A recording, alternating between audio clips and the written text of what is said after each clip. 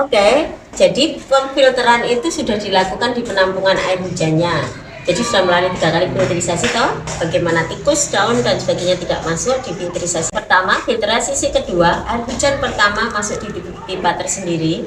Nah nanti maintenance-nya cukup dibuang setiap selesai hujan, ditutup kembali kalau habis, sehingga air hujan pertama setiap hujan itu tidak masuk di penampungan akhir. Nah penampungan akhir ada filter lagi, yaitu penjebak debu halus dengan bakron yang ada di tutup tampungan. Nah setelah dari tampungan sana, air kemudian dibawa diisikan di sini. Nah masing-masing pengisiannya segini aja ya. Nah di proses ini bukan lagi memfilter tapi memecah partikel air, di mana H2O ini dipecah menjadi H+ di air basah ini. Kenapa ini di air basahnya ada dua? Karena secara prinsip alat ini hanya dua bejana berhubungan. Karena ini sekolah, jadi peruntukan untuk kebutuhan minum itu tinggi. Jadi kita bikin inovasi dua. Jadi ini air yang potensi OB/3-nya tinggi ada dua bejana. Ini yang diminum. Oke. Nah, air ber-pH tinggi ini sifatnya antioksidan. Nah, di sifat antioksidan ini fungsinya apa? Banyak banget. Dia sangat optimal membersihkan sel-sel kita dari kotoran maupun dari toksin. Nah, ini sangat bagus bagi mereka yang mempunyai keluhan agar dibersihkan seluruh tubuhnya, baru kemudian dia minum terus-menerus untuk nutrisi itu masuk dalam sel secara optimal sehingga membangun imunitas itu cepat pulih karena proses regenerasi selnya nggak tercegah. Ini fungsinya ya. Tapi air ini sifatnya antioksidan. Kemudian di pemecahan hasil kedua ini namanya air asam, di mana air ini kandungan oksigennya tinggi, sifatnya oksidan. Nah fungsinya sebagai apa? Antiseptik misalnya, kayak gopal yang jerawatan ini. Anak pondok kan biasa nih gatel-gatel, jerawatan, lari-lari jatuh, luka. Nah itu bisa digunakan air ini. Nah karena kapasitas karena hujan itu, kalau sudah sering hujan itu kualitas airnya sudah cenderung basah, maka untuk mendapatkan air asam ini butuh proses sekitar 1 minggu. Jadi ini tiap hari diambil nih, setiap 8 jam sekali nih diambil misalnya, terus ini diisi lagi.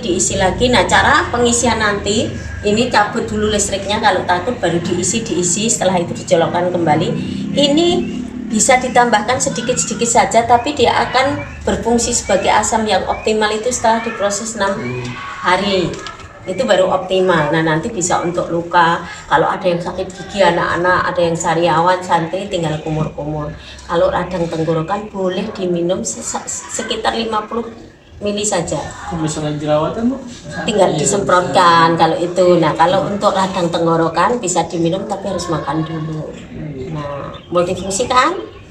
Nah air ini secara keseluruhan fungsinya luar biasa, tapi jangan sampai salah karena ini tidak sembarangan boleh diminum. Kalau yang diminum terus-menerus ini, hebatnya proses ini salah satunya adalah kalau minum dalam kondisi dalam takaran tertentu, misalnya minum 4 gelas nih, apa 5 gelas, kalau di dalam kita ada masalah dia akan bereaksi langsung, bisa ngantuk, bisa pusing, bisa demam. Artinya bukan penyebab airnya tapi dalamnya kita ini punya masalah. Misal kalau kita kok minum ini pusing banget, berarti ginjal kita kotor, banyak penyumbatan sehingga suplai oksigen itu tidak bisa optimal. Nah itu kalau sudah merasa begitu malah ditambahin minum terus, nanti nggak akan ganti jam sudah pusingnya hilang ya, begitu ya. Atau contoh-contoh lain, kok saya minum ini malah demam, berarti di dalam tubuhnya ada virus aktif. Minum aja terus, biar apa? Biar virus itu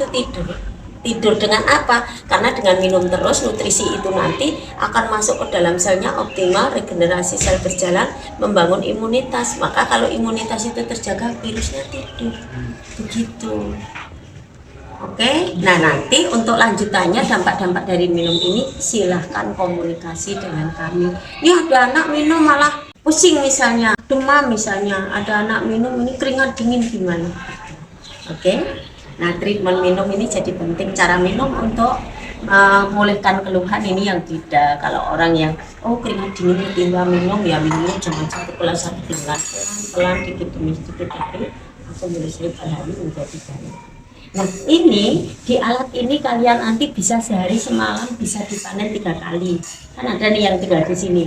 Setiap 8 jam ini diambil taruh galon atau jumbo, diisi lagi setiap jam begitu. Jadi artinya ini sehari semalam bisa menghasilkan sekitar 180 liter air.